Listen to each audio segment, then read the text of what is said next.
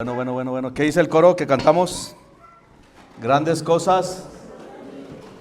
Y sí creemos que Dios hará grandes cosas en México. Sí creemos que cosas grandes vendrán para México. México no ha tenido un avivamiento, hermanos. Llevamos como unos 120 años de que llegó el Evangelio y no ha habido un avivamiento como lo ha habido en Estados Unidos, en Gales, en Escocia, en Inglaterra, en Alemania. Y pues a lo mejor nos falta fe. No sé si al cantar el himno Grandes Cosas hará Dios en México, grandes cosas están por venir para México, no sé si lo creyó. Pero ese debe ser nuestro anhelo, nuestra fe y que nuestra oración sea: Dios, danos un Billy Graham. Dios, danos un Jonathan Edward. Dios, danos un Spurgeon. Dios, danos a Cross que oraba. Dios, dame Escocia o me muero. Que Dios nos dé una Carlota Moon que vaya por el mundo. Que Dios nos dé esos hombres que necesitamos para un avivamiento. Mire, y qué grandioso sería que de aquí salieran esos Billy Graham. Que de aquí salieran esos hombres y mujeres que van a impactar el mundo. Sería una gran bendición como iglesia y tenemos que estar orando para que un día pongamos a un misionero en el mundo. Para que un día pongamos a un pastor lleno del Espíritu Santo. Mire, póngase de pie y vamos a abrir la palabra de Dios, pero ore por un avivamiento en México, un despertar en México.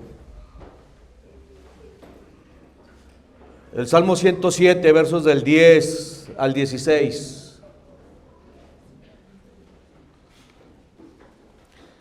Salmo 107, versos del 10 al 16. Y este pasaje habla de la libertad que Dios nos quiere dar, ¿verdad? Porque aún como cristianos, tenemos esclavitud, aún como cristianos tenemos ataduras, aún como cristianos, hay cosas que nos atan todavía. Salmo 107 del 10 al 16, comienzo yo con el verso 10, usted el 11, seguimos alternadamente, el verso 16, lo leemos todos juntos, dice la palabra de Dios. Algunos moraban en tinieblas y sombra de muerte, aprisionados en aflicción y en hierros.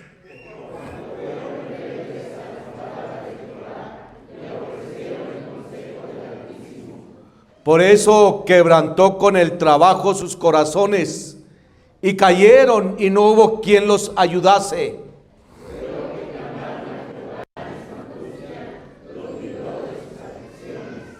Los sacó de las tinieblas y de la sombra de muerte y rompió sus prisiones.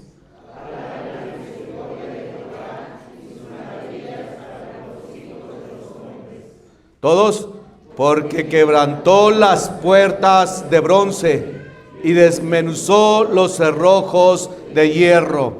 Mire, Dios nos quiere libres, libres para adorarlo, libres para servirle, libres para vivir para Él, nada más para Él. Esa es la libertad, una libertad que solo se encuentra en Cristo, una libertad que antes no tenía, una libertad que me hace libre, no para vivir en libertinaje, sino una libertad para vivir para la gloria de nuestro Señor Jesucristo. Entonces, este pasaje dice que Dios quebró los cerrojos, los cerrojos de hierro, las puertas de hierro. Él nos hizo libres. Él quiere que vivamos en libertad. Padre, gracias Dios. Gracias, Padre, porque un día escuchaste nuestro clamor. Gracias, Padre, porque un día estábamos en tinieblas, en prisiones de muerte, Padre, pero escuchaste nuestro clamor. Dios, líbrame. Y Dios, gracias, porque tu palabra dice que si el Hijo os libertare, seréis verdaderamente libres. Y Padre, ayúdanos, Dios. Ayúdanos a no volver atrás, a no volver a esas prisiones de muerte, a esas prisiones de oscuridad, Dios, a esas prisiones de dolor, Dios, a esas prisiones de pecado, Dios. Ayúdanos a no ser rebeldes a tu palabra, Dios. En Cristo Jesús oramos. Amén. Puede sentarse.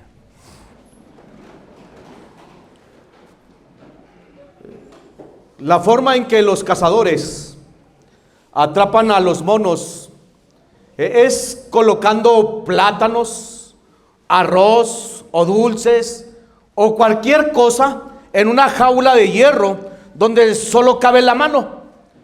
Y los cazadores toman la jaula, la llevan donde están los monos. Los monos están en las ramas, brincando de una rama a otra, de un árbol a otro. Y esto es lo que hacen los monos. Cuando ven las jaulas, bajan de las ramas, meten la mano, toman cualquier cosa que está adentro. Mire, y así de fácil llega el cazador y los aprisiona. Lo gracioso de todo este asunto es que el mono fácilmente pudiera sacar la mano y salir corriendo, ser libre, pero no puede porque su mano está cerrada, porque no quiere soltar lo que ha tomado de adentro de esa jaula. Y cuando viene el cazador, lo aprisiona. El mono chilla, llora, grita, patalea, y el cazador lo lleva prisionero. Por esta sencilla razón, porque el mono no quiso soltar lo que tenía en su mano. Y aquí está mi punto. Mire, así también es Satanás. Él es un cazador.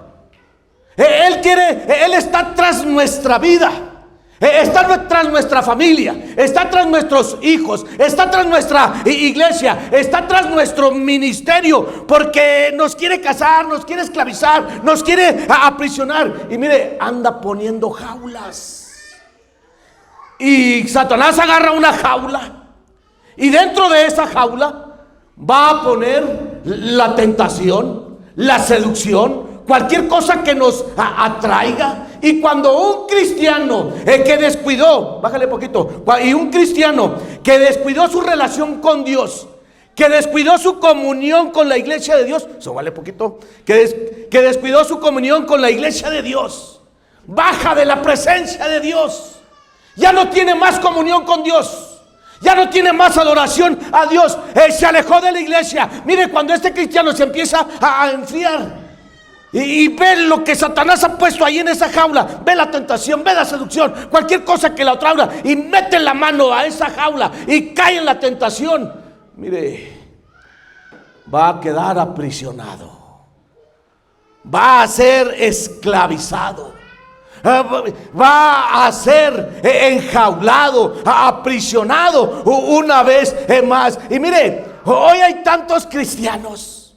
Mire, no hablo de la gente allá afuera, hablo de cristianos, de hombres y mujeres que amaron a Dios, que sirvieron a Dios, que fueron llenos del Espíritu Santo, pero que hoy están en prisiones, están en una jaula, aprisionados, esclavizados por algún pecado. Están atrapados en el dolor, atrapados en la aflicción. Mire, ellos quisieran ser libres, pero no pueden. Quisieran venir, ir con el ejército de Dios, pelear las batallas de Dios, pero no pueden porque están esclavizados. Quisieran venir a un culto de adoración libremente, a adorar a Dios libremente, pero no pueden porque están esclavizados. Quisieran orar, quisieran servir a Dios, quisieran hacer grandes cosas para Dios, quisieran ayudar, pero no pueden porque están aprisionados.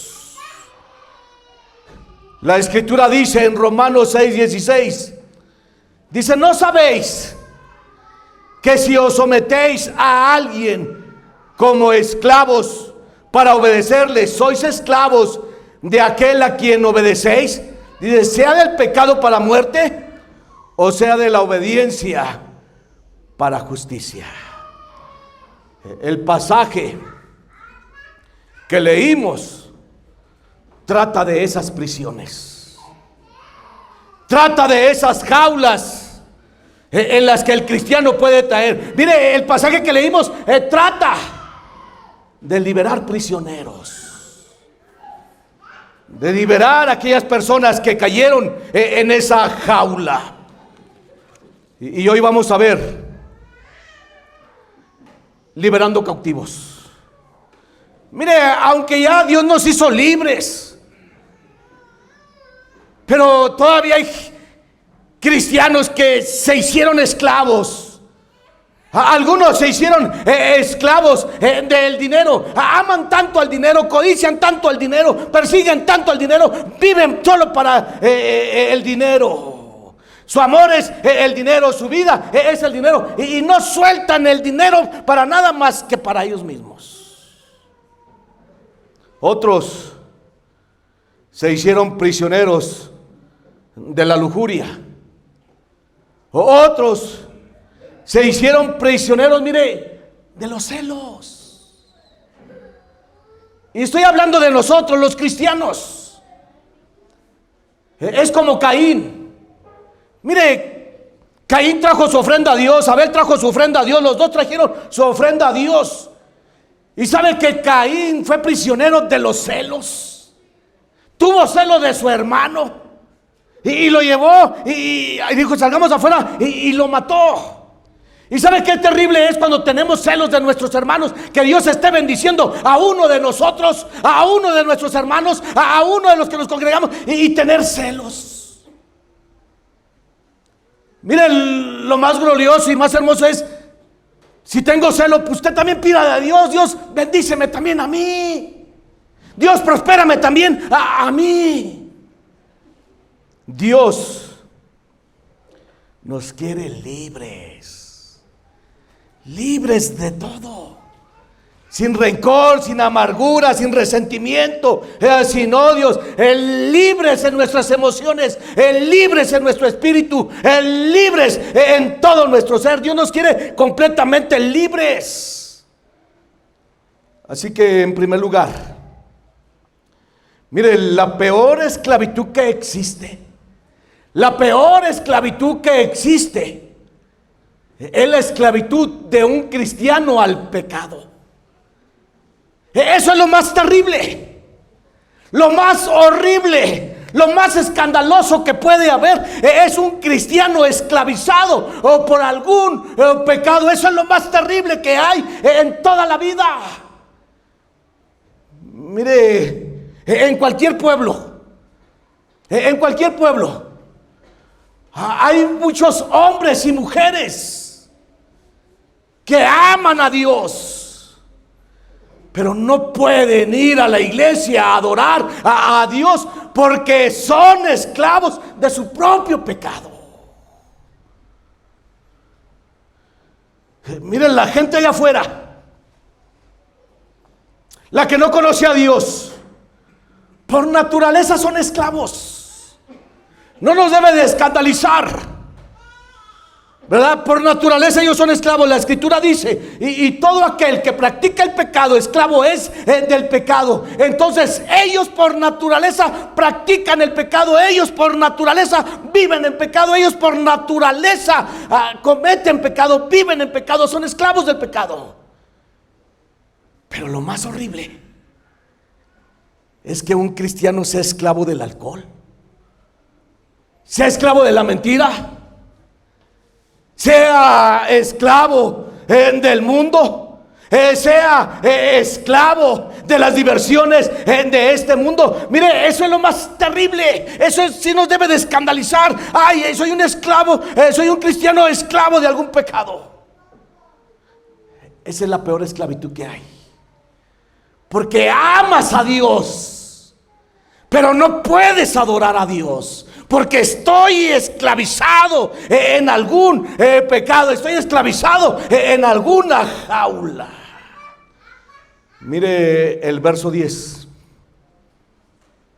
¿Está ahí conmigo? Dice: algunos moraban en tinieblas. ¿Sabe de quién está hablando? Porque uno pensaría que está hablando de gente que no conoce a Dios, de uno que jamás ha escuchado la palabra de Dios.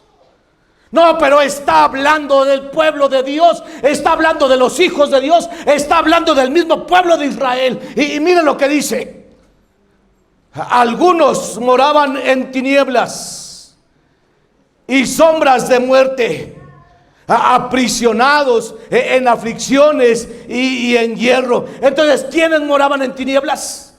¿Quiénes moraban en prisiones de oscuridad, en prisiones de hierro? El pueblo de Dios. Y dice uno, ¿cómo es posible?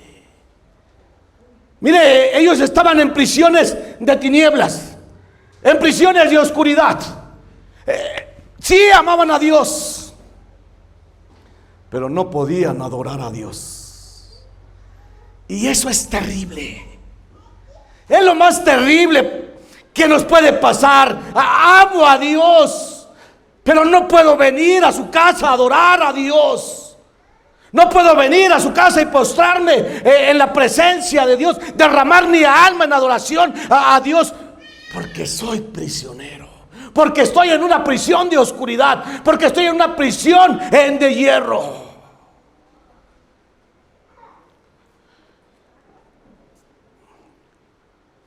Uno de los casos más tristes de toda la Biblia es el caso del rey Salomón. Mire, él fue el rey de Israel, elegido por Dios, ungido por Dios. Dios le dio tanta sabiduría como nunca se lo ha dado a otro hombre. Mire, el rey Salomón era tan sabio, tenía la misma sabiduría de Dios, dada por Dios, que reinas y reyes de otras naciones venían a escuchar su sabiduría, se sentaban a sus pies, a un lado, o quizá en su trono, en su mesa, en las comidas, y ellos quedaban admirados de tanta sabiduría. Mire, Dios lo prosperó tanto, tanto lo prosperó, más que a todos los reyes de Israel. Le dio tanta riqueza, le dio abundancia de caballos, abundancia de tierras, abundancia de sirvientes. Mire, en los tiempos de Salomón era tanta la riqueza que la plata no tenía ningún valor. Lo que tenía valor era el oro. Mire, el rey Salomón es el autor de libros de la Biblia. Proverbios, Eclesiastés, Cantar de los Cantares, fueron escritos por él. Él fue el que construyó el templo de Salomón. Dios lo llenó con su gloria. Pero ¿sabe cuál fue la decadencia de él? La lujuria. ¿Sabe qué fue lo que lo esclavizó? Lo que lo metió en una jaula, que aunque amaba a Dios no podía adorar a Dios. Fue la lujuria.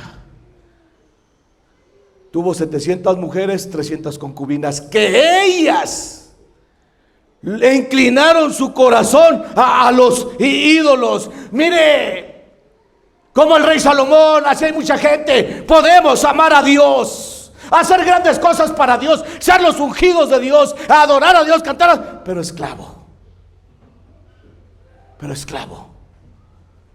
en una jaula, aprisionado, oprimido, sin poder ser libre,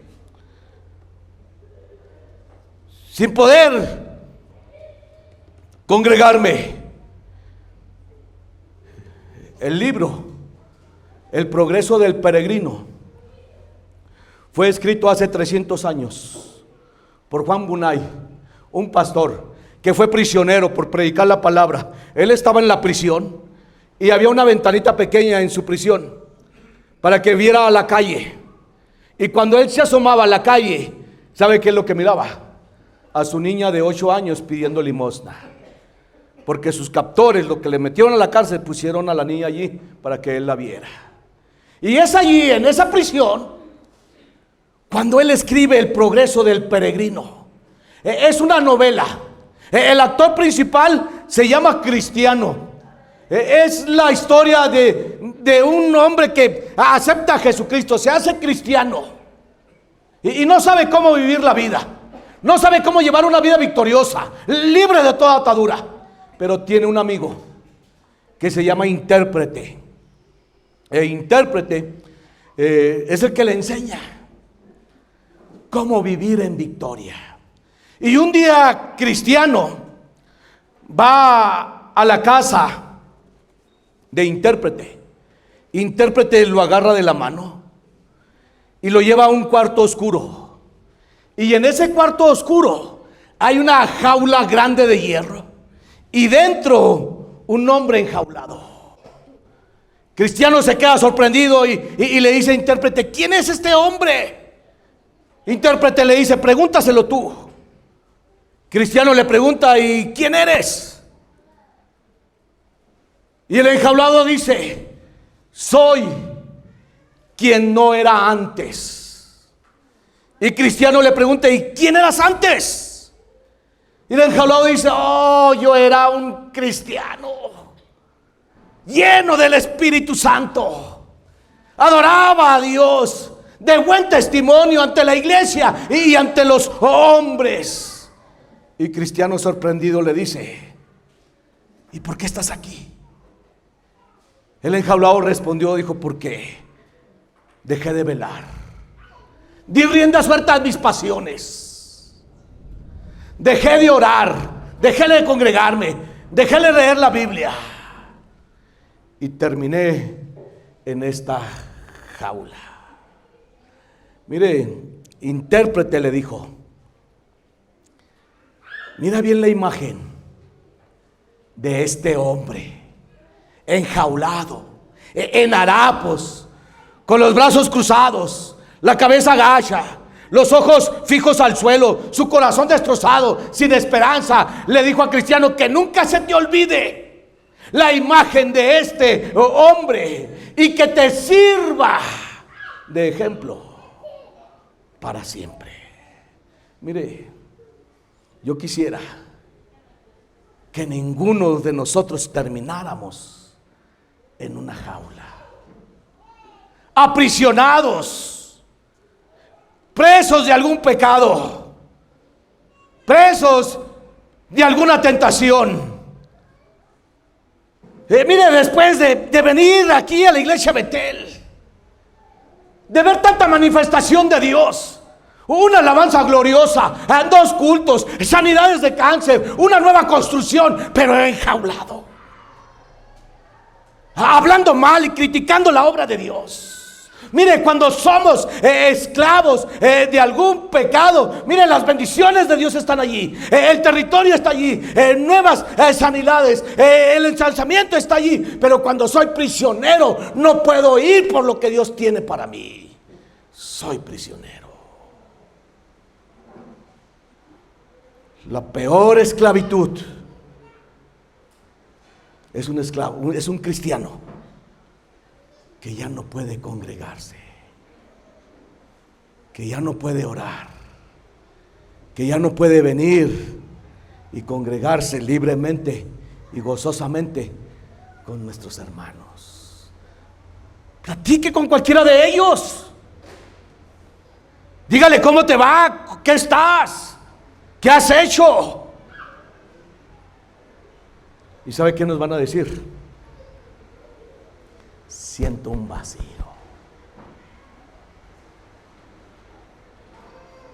Que nos sirvan de advertencia aquellos que han caído en esclavitud. 2.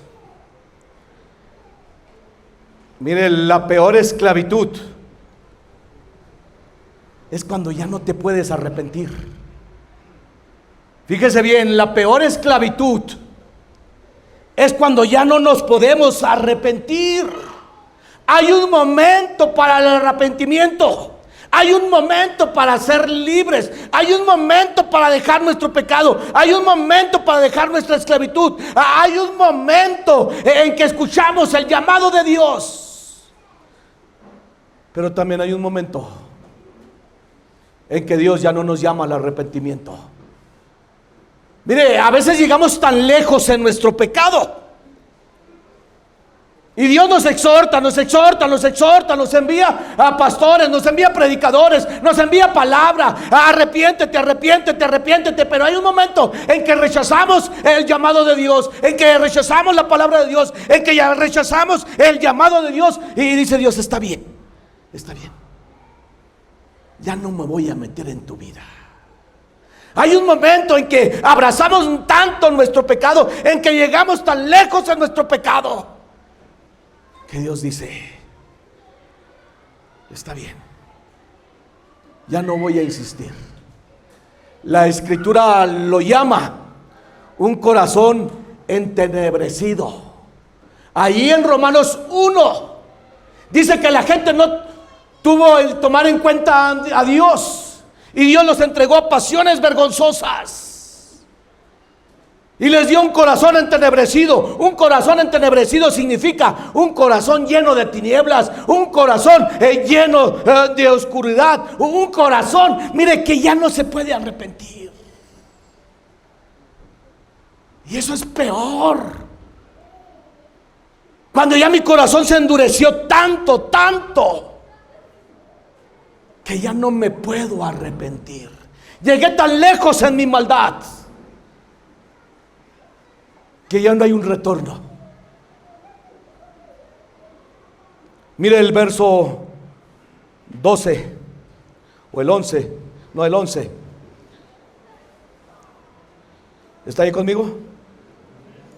Dice el verso 11, todos, por cuanto fueron rebeldes a las palabras de Jehová y aborrecieron el consejo del Altísimo. Verso 12, por eso quebrantó con el trabajo sus corazones.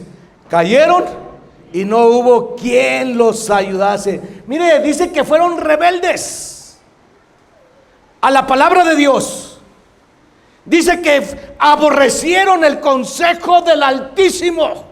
Y esto es terrible, porque Dios les estuvo hablando, exhortando, llamando al arrepentimiento. Pero ¿sabe qué hizo el pueblo de Israel? Fueron rebeldes a la palabra de Dios, fueron rebeldes a los profetas, aborrecieron el consejo del Altísimo. ¿Y sabe qué fue lo que hizo Dios? Ya no hubo tiempo para el arrepentimiento. Llegó el juicio. Hay un tiempo para el arrepentimiento. ¿Se acuerda del rey David? Él cae y viene el profeta Natán y destapa toda su pudrición, porque él se estaba pudriendo por dentro, pero no quería arrepentirse. Él dijo: cuando callé, envejecieron mis huesos. Él se estaba calcomiendo, se estaba pudriendo por dentro. Y el profeta Natán vino y destapó la olla. ¿Y sabe qué hizo el rey David?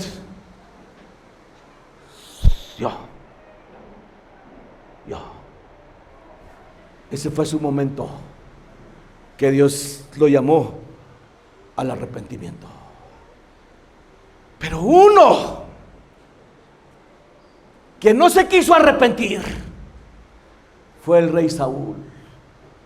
Mire, el rey Saúl, escogido por Dios, elegido por Dios, ungido por Dios.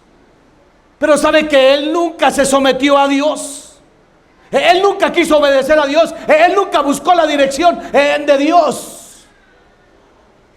Él por celos perseguía a David, por celos, y lo quería matar, y en una ocasión estaban en la misma cueva, y el rey Saúl y sus hombres estaban dormidos, y David vino y le cortó solamente la esquina de su vestido, y por la mañana ya se iba el rey.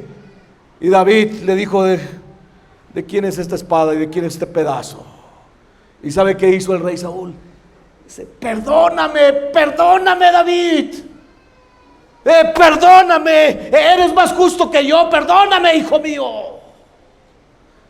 Pero siguió persiguiéndolo, y persiguiéndolo.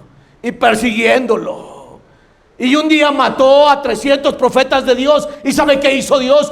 Cuando el rey Saúl ya no quiso oír el consejo de Dios, cuando ya no quiso oír la palabra de Dios, Dios quitó su espíritu de él y ya no hubo tiempo para el arrepentimiento. Aunque él quería arrepentirse, ya no podía.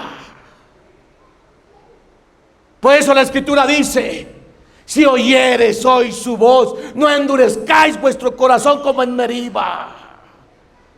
Porque hay un momento para el arrepentimiento. Hay un momento cuando el Espíritu Santo nos convence de pecado. Hay un momento cuando el Espíritu Santo nos quiere liberar. Hay un momento cuando caemos bajo la convicción del Espíritu Santo. Pero sabe que muchos los posponemos. Mañana me santifico, mañana me arrepiento, mañana busco a Dios.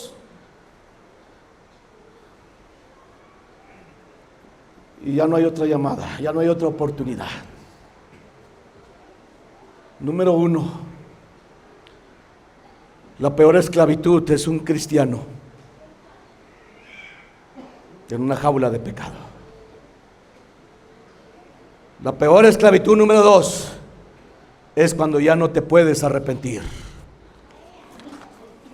Y número 3,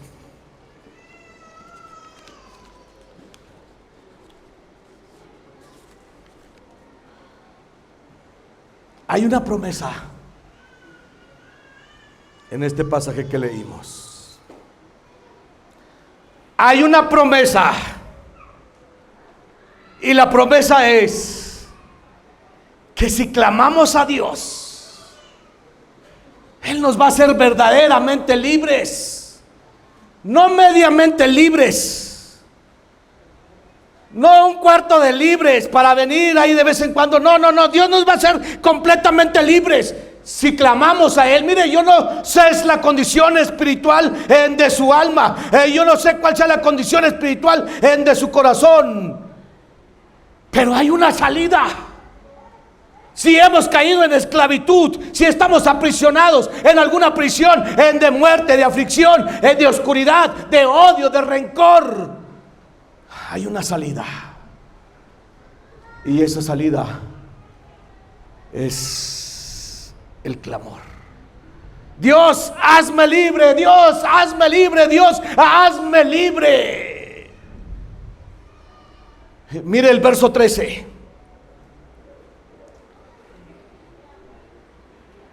Luego que clamaron a Jehová en su angustia, luego que clamaron a Jehová en su angustia, los libró de sus aflicciones. Él los sacó de las tinieblas y de las sombras de muerte. Él rompió sus prisiones. Alaben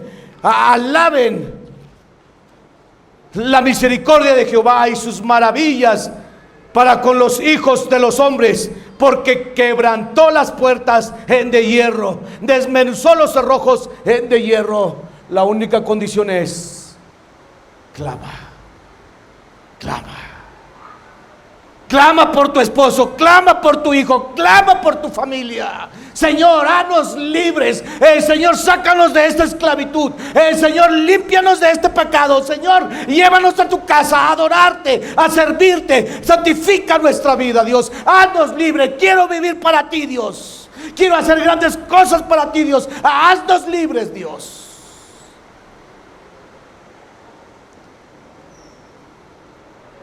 John Newton llevó una vida miserable. Mire, John Newton, su madre murió cuando él tenía 7 años. Su padre no se preocupó por él. Y un día John Newton lo llevaron, lo obligaron a que entrara al ejército. Pero no le gustó, desertó.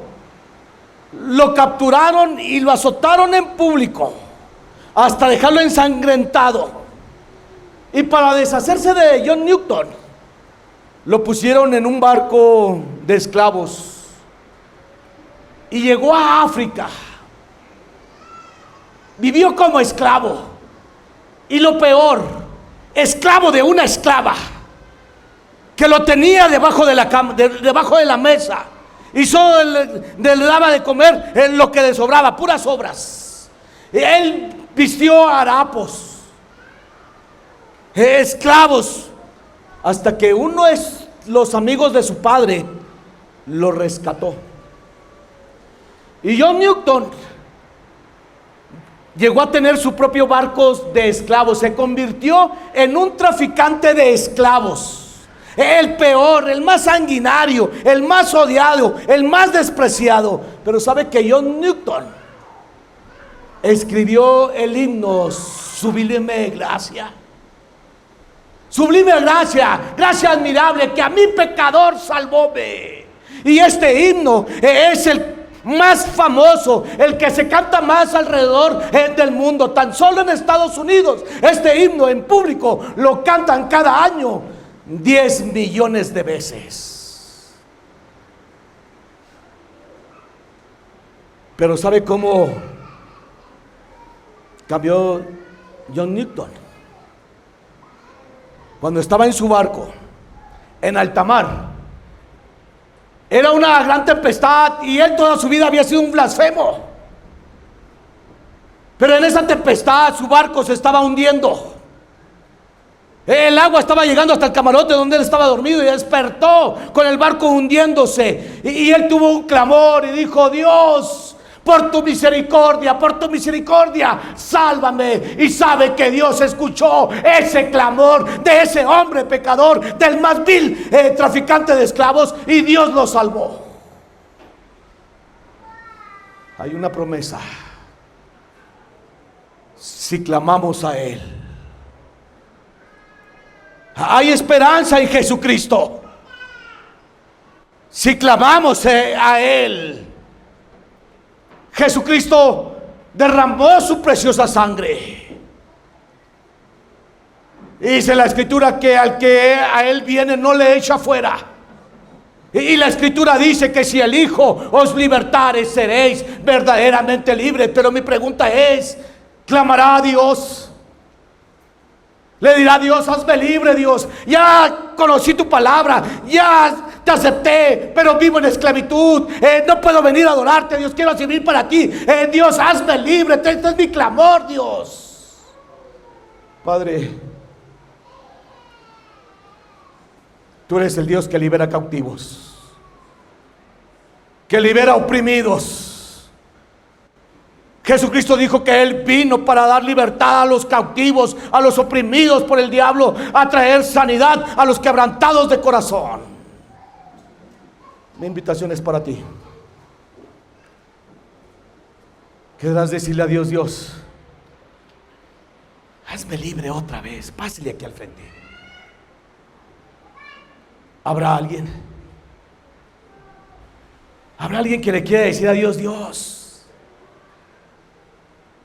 hazme libre, escucha mi clamor?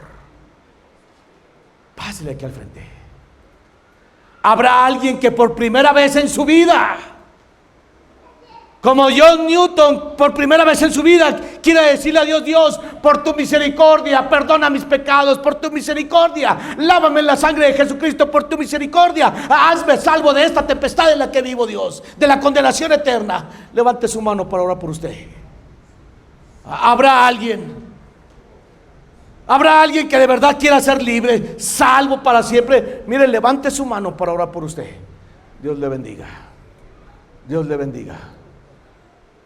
Que por primera vez Dios le bendiga. ¿Habrá alguien más? ¿Habrá alguien más que por primera vez quiera ser perdonado de sus pecados? Mi segunda invitación es para usted. Quizás ya es cristiano, pero ha dejado de congregarse, se ha alejado de la comunión de la iglesia, y hoy quiera decirle a Dios: Dios, ayúdame a regresar al redil. Pásele aquí al frente. ¿Habrá alguien? ¿Quiere seguir así? Hay un momento para el arrepentimiento. Hay un momento para el clamor. No le dé pena. Es su libertad. Es la libertad suya, la de su familia, la de sus hijos. ¿Habrá alguien que quiera pasar aquí al frente? Venga.